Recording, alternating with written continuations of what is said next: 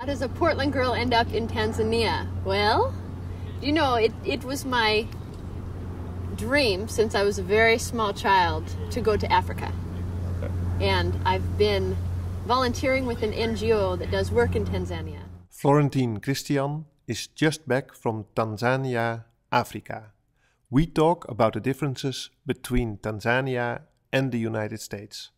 What is the best place to live right now? Florentine studied sustainable social systems and went to Tanzania on an assignment for Africa Bridge, a development organization with focus on children and their families. And this organization, in their attempt to improve the lives of children, I feel like they take a very holistic approach in engaging all of the stakeholders in a community, meaning that they involve all the different pieces of a society that might touch the well-being of a child, and they bring all of those different pieces, those stakeholders, those different people that have maybe resources or expertise or in some way impact children, bring them together in determining how to create a solution that's going to help improve the lives of children. What amazed you most being there? What amazed me in a kind of a startling, not very pleasant way was the lack of information that people have access to. About anything. I mean, about modern agricultural practices and how to care for your land in a way that's going to be sustainable and yield high yields. Information on HIV/AIDS. I mean, in a community where it's thought, we don't even know because people aren't being tested, there's no clinic, but it's thought that around 35% of the people are HIV positive. And I was at a meeting where, a man stood up and said, "We know this is a problem. We know there's a problem with this HIV." He said, "But never once has someone come and told us what this is. We really don't know how to prevent it. We really don't know how it's transmitted. We hear rumors, but we don't know." So, in a country that, where this is a root cause of so many problems, to not have access to that basic information. Now you've been there, because you lived in Portland for a number of years. Yes. You lived in more places in the United States? Yes. I've lived in Southern California. I've lived in Denver, Colorado, and I've lived in Las Vegas, Nevada. Okay. And then out of this total United States experience, you go for the first time to Africa, and then you come home again. And then did it change your life? What I've noticed has changed for myself is when I open up a book and I'm reading about community development or I'm reading about global economics, and I'm reading about the numbers and the circumstances, I'm reading about malaria and HIV/AIDS and poverty, it touches me in a much deeper place than it did before. It's very personal now because I have faces of children that I know. I have children who've sat in my lap. Caregivers, that I saw caring for these children who are doing everything they can and still struggling to make ends meet for these children. So it's become a lot more personal.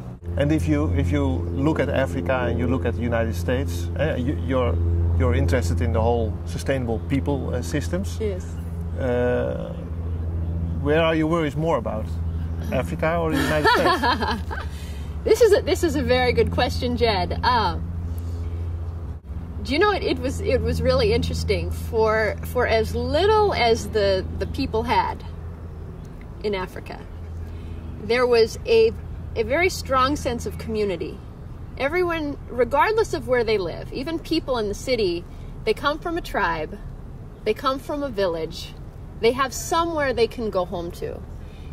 Many of the children that I had the opportunity to meet, they had lived in a city with a parent and perhaps their parents died. So they were sent back to the village to be raised by their grandparents. So there's a way in which everyone has a home that they come from. They have a safety net, they have a support system. Everyone's struggling along together, but there is that sense of community that I feel like is lacking here. In America, in the United States? In the United States. There's a difference. There is a difference. And another thing that I don't think a lot of people in Tanzania were very aware of was that while they may not have a lot in comparison to the average person in America, what most people had was theirs. Whereas in America, I feel like most people are indebted for the things that they enjoy, but it's not theirs.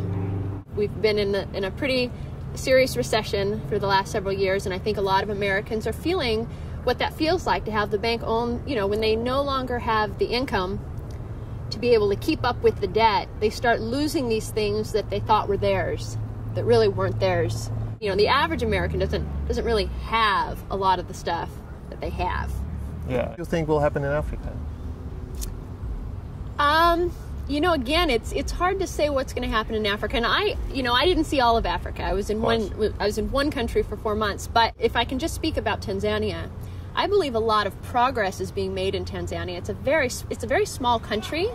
They've only had their freedom from colonialism for just a few decades, and so for such a young country, I believe they're doing quite well. I believe they're making progress in the right direction. Certainly, there are enormous challenges facing the country, but I see there also are a lot of opportunities, and that they really are on a track upwards. I'm actually more hopeful. Even though I experienced some extreme dire circumstances, I'm actually more hopeful for the way things might progress in Tanzania in the next 10 to 20 years compared to in the U.S. I feel like we're in for a very big humbling in the U.S. in terms of our standards of living and the lifestyles that we've come to know. I think a lot of people feel like we've already hit it with this recession we've been through, and I feel like we ain't seen nothing yet. I mean, I don't feel like we've hit the big one yet. Florentine's worries are about the big corporations, how they work with the government, the monetary system and the banks. Corporations fall easily into dysfunctional patterns, and her conclusion is that this whole system makes it more difficult for small business owners to compete and for workers to earn a decent living. And what does this do with you? I mean, how does it affect you? How does it affect me? Yeah, how does it affect you? Personally? Yeah, personally. Well, I'm enjoying watching how things play out. I ended up losing my entire livelihood in Las Vegas. I went from being retired to homeless in the matter of a year, living out of my car. You invested your money in Las Vegas? Yes. Not in the casinos, not in the gambling. I was invested in real estate, and the market came down like an avalanche, which is a whole nother story. But it's interesting because through that process, I watched my entire livelihood be turned completely upside down. And yet, it was fascinating being there and watching everything happening around me. I love to grow and learn. So even though I'm losing all my stuff, there was a lot to learn. It was a fascinating time, and even that time living out of my car, it really was one of the best times in my life, and I think a lot of that had to do with the personal spiritual foundation I had. I feel like I went through my devastating experience of losing everything already a little bit premature of the rest of the country, and I also had a sense that this was coming. I've had a sense for a number of years that this was coming for the U.S., and that I really see my role as being someone who's here to help people transition. Other people are going to be experiencing this, and they're going to be experiencing it on a pretty massive level. For me, I'm not really afraid of what's going to happen. We will make the best of whatever does happen. I see that, from a materialistic standpoint, I think we're going to suffer and we're going to struggle in this country. But I think from a spiritual standpoint, from a community standpoint, from a relationship with other people standpoint, I think it might be a lovely time in our country for coming back together as human beings.